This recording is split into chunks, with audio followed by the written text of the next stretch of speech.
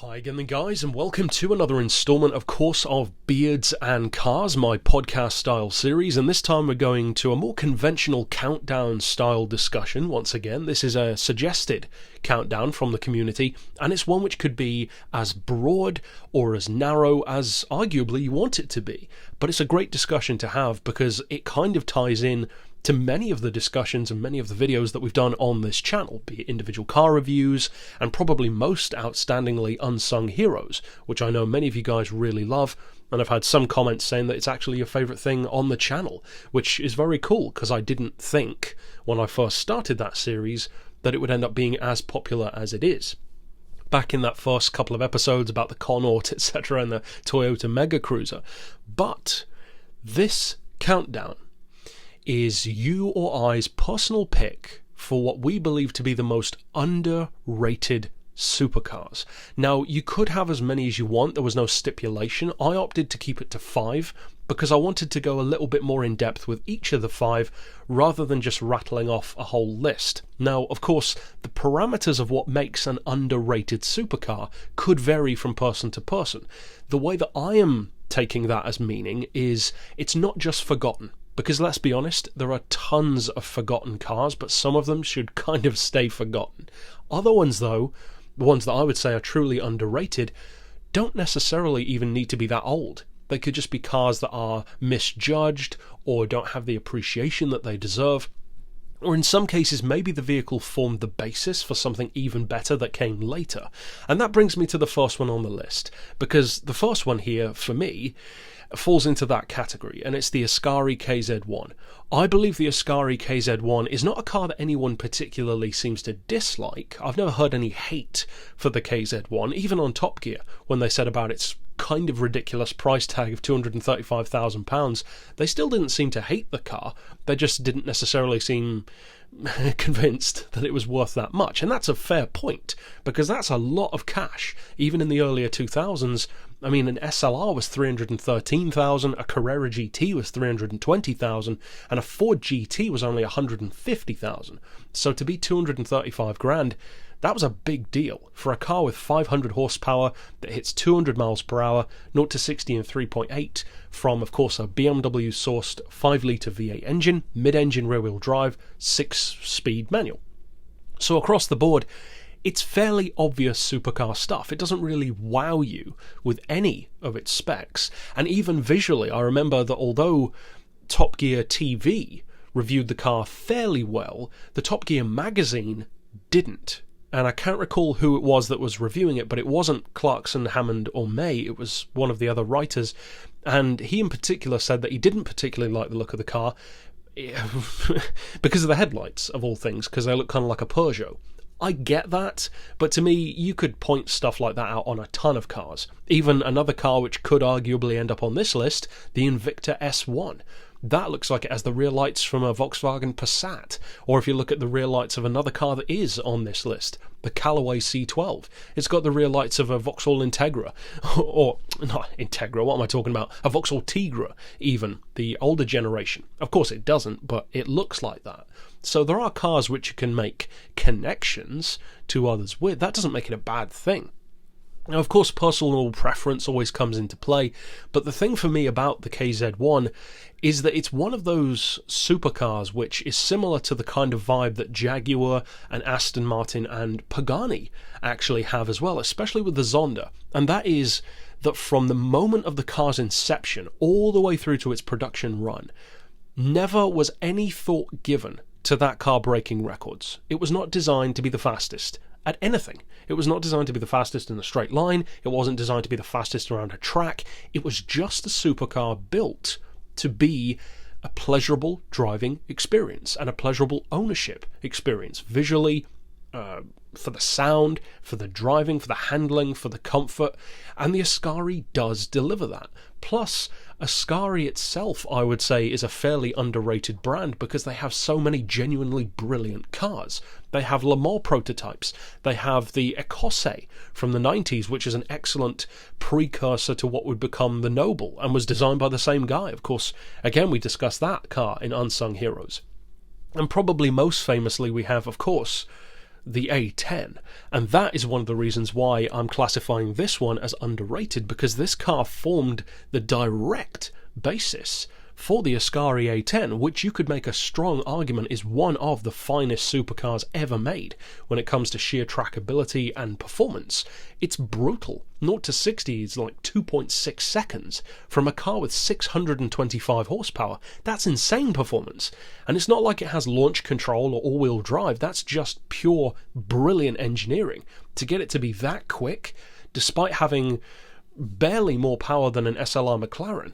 Now, of course, it's much lighter, it has a lot more downforce, and consequently, it is one of the fastest road-legal track cars you can get, just behind the Gunpowder Apollo. And when you're just behind a Gunpowder Apollo in any kind of car, that's kind of a big deal, given that that's a brilliant track car as well. So for me, the Ascari KZ1, not only was it undervalued in its time, but it's also undervalued as being the basis for this insanely desirable A10, which of course, unfortunately, was never produced. But what an amazing car it is. The Ascari A10 is one of those cars that's just like the TVR Speed 12 or the Renault Espace F1. It's just one of those cars that when you see it, it just holds your attention. It's just one of those cars. And of course the livery helps. The bright yellow with the black stripes, it's so iconic. I would say that that livery is at least as iconic and as recognisable instantly as something like a Maserati MC12 with the white and blue. It's distinctly that car. If you see a supercar that's yellow with 2 black stripes, you don't need to think. You know what it is immediately. And the KZ1 formed the basis for that. And it just so happens to be a brilliant all-rounder that kind of combines the spirit of something like a Lotus with the luxury and more classy, you could say elegance of an Aston Martin. And for me, putting those two things together is never a bad thing. So that's the first one for me, the Ascari KZ1. The next one, as I mentioned, is also one of my favourite cars, the Callaway C12. Now, of course, this one will be familiar to any Gran Turismo player, as will a couple of the other cars on this list. And the reason why I'm putting this one is because the small block V8 is, as far as I can recall, unless it's changed, the single most popular engine in the world in history. Now, anything that uses that kind of engine as a basis or an evolution of that engine is always going to have a certain amount of mainstream underlying appeal to it. And I think that's kind of the problem, because things that are based around popular parts, like if you use a Ford engine in your supercar, or if you use a Corvette engine, which is one of the most widely used engines in exotic vehicles, everything from Corvette itself to Mosler to various others too. So I would say that the Callaway is kind of undervalued because of its basis in the Corvette. The reality is it's much more of its own thing, just like a Roof would be, or various other purpose-built supercars as well.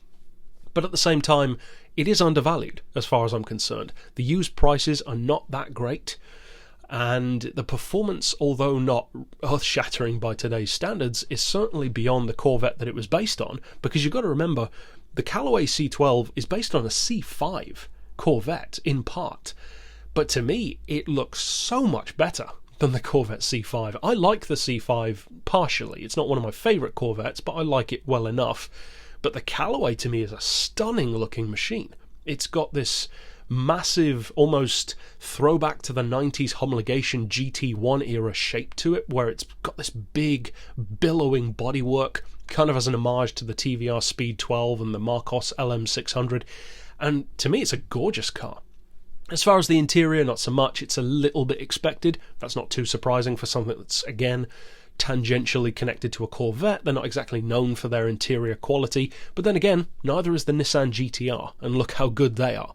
So, to me, the Callaway is easy to undervalue because you just don't see it around that much. There aren't that many games to feature it. I was first introduced to it in Gran Turismo 4, and I fell in love with it immediately. It's not the kind of car that's going to win every race that you enter, and it's certainly not worth buying as an investment, but what it is a car that takes what was already brilliant about the Corvette as a super sports car and turns it into arguably a true supercar. It's got the rarity, the design, certainly the sound, the performance for the time, especially in the earlier 2000s. To me, it's definitely an undervalued supercar, and for me it's one that I value a lot. I've got a model car of it sitting on the shelf. It was in my top 50 favourite cars countdown. I love the Callaway. It's definitely overlooked, undervalued, underappreciated. Next up, I'm putting another car, which is also undervalued, but is featured in Gran Turismo. In fact, the next two were both featured in Gran Turismo 2 in particular, and the first one for me is the Venturi 400 GT. Now, Venturi is a much more expansive company than many people realise when it comes to their models. Even up until the past decade or so, they were still putting out some concept cars like the Fetish. I can't remember what their solar-powered car was called, but they had one of those as well. They, of course, had the Formula E machine, I believe was a Venturi as well. I'm pretty sure they had a Venturi one. But, of course, most people know Venturi from Gran Turismo 2, where you've got three cars. The 300 Atlantic, which tends to be the best known one. You've got the 400 GT, which is the one that I'm saying in this video in particular. And, of course, the monstrous 600 LM. Now, the reason why I'm saying that above all else the 400 GT is the truly undervalued one is fairly simple. It's the only supercar that they've made.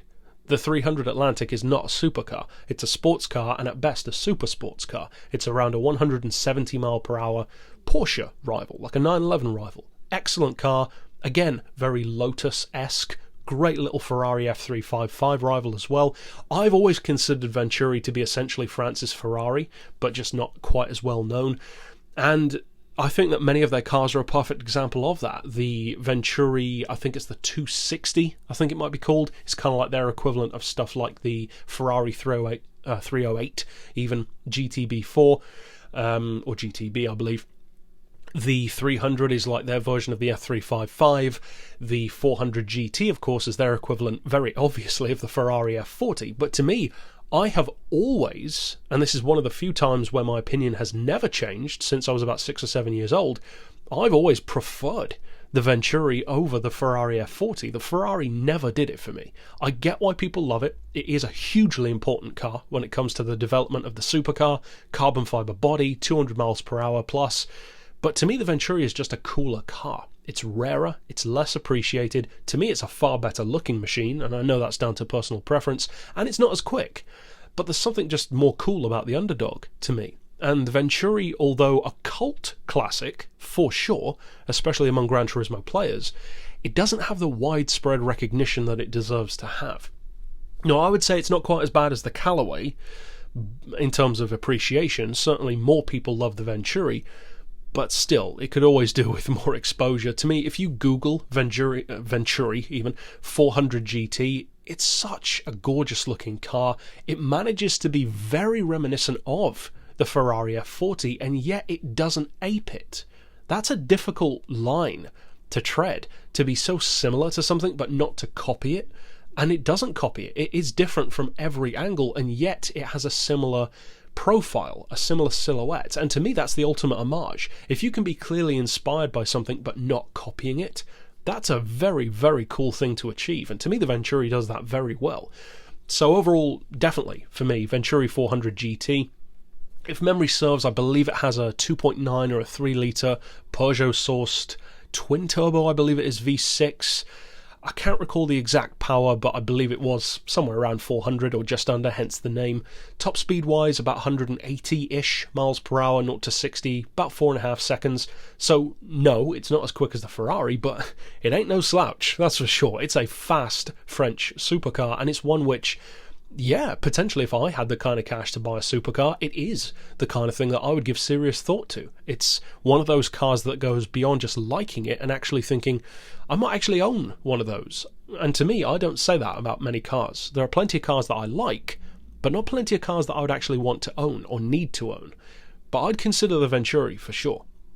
The next one for me, leading directly on from the Venturi Gran Turismo 2 connection, is of course another car which many people probably said in their head immediately as soon as I mentioned Venturi: Vector. Of course, Vector, the American supercar brand of the late 80s, early to mid 90s kind of. And of course they are not really around anymore. I believe there was some kind of Lamborghini ownership at some point in there or something like that. I can't recall exactly. But to me, their most undervalued model is easily the M12, because the W8, the Weegert as it's called, named after its founder, it's definitely their most famous. And to me, that kind of disqualifies it, because it is a well-known car and it is the quicker car that they have. But I've always preferred the M12. And to me, if the Venturi is France's answer to the Ferrari F40, then the Vector M12 is undoubtedly America's answer to the Ferrari F50. Just look at that shape. It is so similar. It's got that swooping integrated rear wing with the long exposed rear deck, the buttressed cockpit, smooth sloping down front end to a very purposeful bumper. To me, it's a gorgeous looking car. I would actually say one of the most beautiful American supercars ever made. The only thing that I've never liked about it is that the ride height looks a little bit too high for its own good. Looks kind of a bit weird. But Clarkson drove one years and years ago. He said it was a great handling car, which shocked him, apparently, because that's not really what America's known for primarily. I believe, if memory serves, it's got like a 5.7 litre, I think it is, V12, maybe Lamborghini source. That might be why Lamborghini comes to mind. I can't recall the exact power, but I think it might have been somewhere in the high 400 to 500 horsepower region, around 200 miles per hour or so. And of course, they did make a racing version as well. You can see some images of the racing one on Google, usually next to the Panos GTR1 on the grid, which to me is like a dream photo to see those two cars next to each other, especially since it's a very similar one to the one that we had in Gran Turismo 2, the M12 LM. To me, Vector and Venturi are both these plucky underdogs that ultimately didn't get too much success, but they're such desirable cars. To me, the Venturi is a gorgeous car, the Vector is a gorgeous car, and although I like the W8, I don't love it. Whereas I really, really like the M12. I don't think I'd go so far as to love. I'd probably prefer the Venturi 400 overall of the two, but I do think that it's a stunning looking American supercar. And considering how good it is up there with stuff like the Ford GT, the Salina 7, the Mosler MT900 and various others, I don't think it gets the recognition that it deserves. Because let's be honest, when the Venturi, or when the Vector even came out, there were not that many American supercars around. You had what? The Viper and the Corvette, and neither of those are supercars. What else did you have? I can't think of any in the 90s, like true American buyable supercars. There was probably one or two that I'm not thinking of, but not many, if any. Now, of course, we have plenty, but back then, that was kind of the ultimate American supercar, if you will, and to me it definitely deserves more attention. Now, the final one on my list is definitely the most special to me personally, and it's a car which a lot of people, as soon as they see this, or as soon as they hear me say its name, are going to lose a certain amount of interest. The SSC Ultimate Aero. And the reason why I'm saying the SSC Ultimate Aero is because I didn't even value this car up until about 2 years ago. Because the SSC Ultimate Aero is a car which I actually considered making an entire standalone video about, potentially even in a brand new series, and I might still do that, because it's such a misunderstood car. And I wrote a few paragraphs a couple of months back, in fact it probably wasn't a couple of months back now, maybe a month ago, on the Discord server about why I believe the SSC Ultimate Aero is actually a brilliant car. Because if you think of the parallels between the Ultimate Aero and the supercar scene to what it was in the 90s, the SSC Ultimate Aero, make no mistake, is quite literally the spiritual successor to the TVR Speed 12. Very literally. Because think about it. Back in the 90s, you had the McLaren F1. This pure, precision-engineered scalpel of a car. Then, you had the blunt object answer, the sledgehammer that was the TVR Speed 12.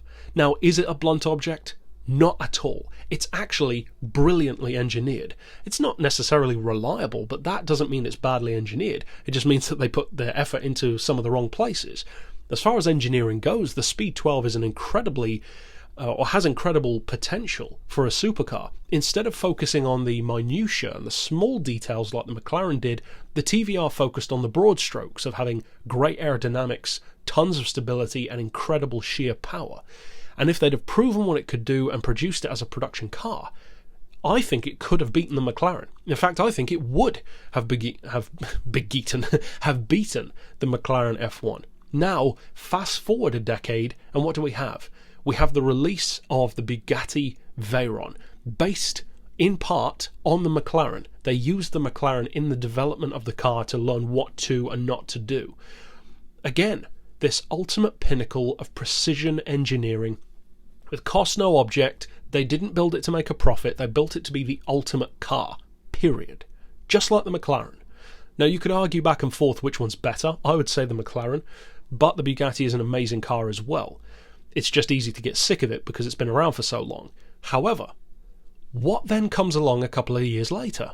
The SSC Ultimate Aero, a car which everyone, including me, thought, oh, here we go. It's a rip-off of a Lamborghini Diablo with just sheer redneck, thick-skulled power that's just going to Neanderthal its way to a world record. That is easily an understandable argument.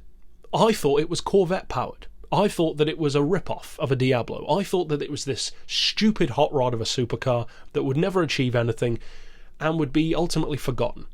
Now, unfortunately, one of those things has kind of turned out to be true, and that is that it's starting to become forgotten, to the point where you can now buy a used one for £200,000, which I think is amazing, but many people think is a bad thing.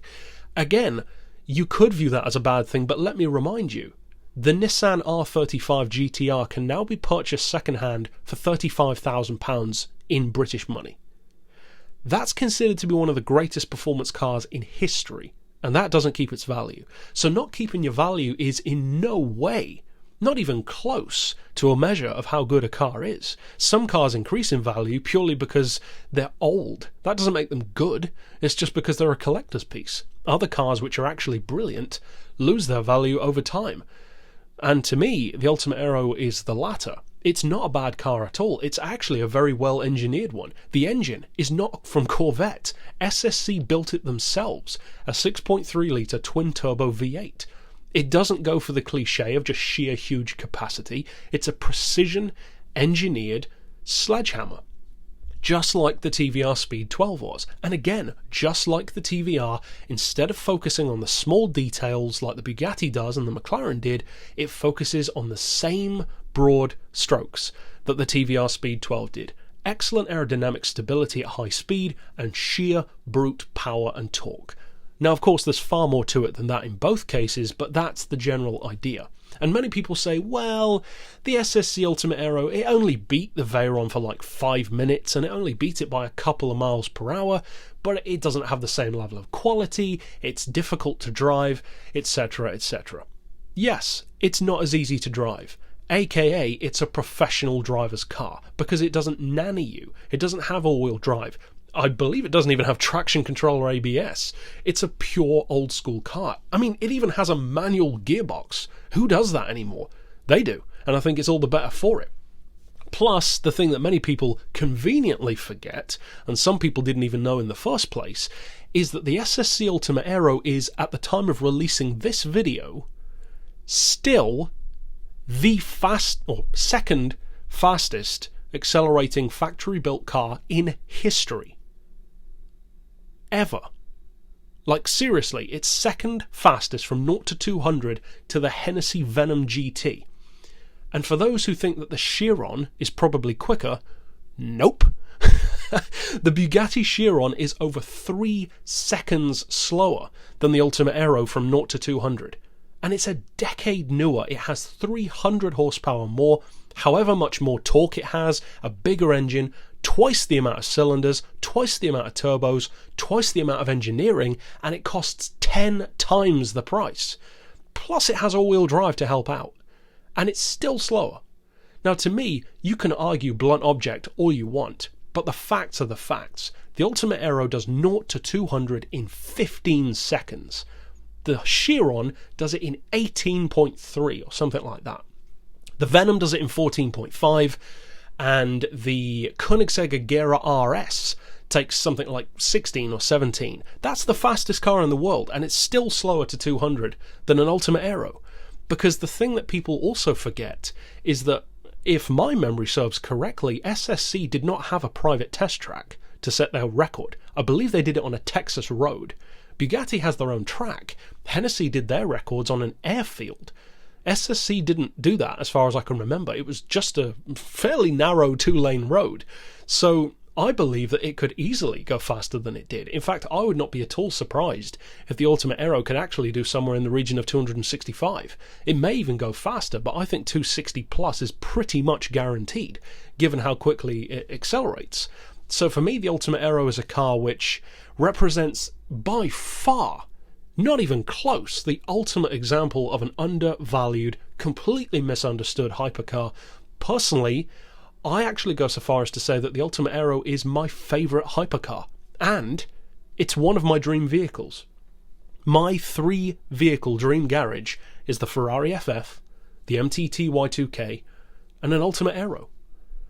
That is how much I love the Ultimate Aero now, and to me, it's a car which I used to hate. I used to understand completely where those people are coming from. I thought it was the dumb, hot rod, blunt object, piece of trash, but now that I've actually put some effort into looking into what makes the car as good as it is, it's re-educated me. And to me, that is something which a lot of people need to do when it comes to all of the cars on this list, and plenty of others too. But that's it overall for my 5 picks. Of course, yours could be all over the place. I expect some people will probably include concepts like the Chrysler ME412, the Cadillac Cian, the W12 Nardo, that kind of stuff. I'm not thinking so much concepts, because they never got the chance to be proved in the first place. But of course you could choose those if you want to. But that's it for my picks overall. Of course, I'll be checking out yours down below, and until next week, I'll see you then. But for now, as always, thanks for watching.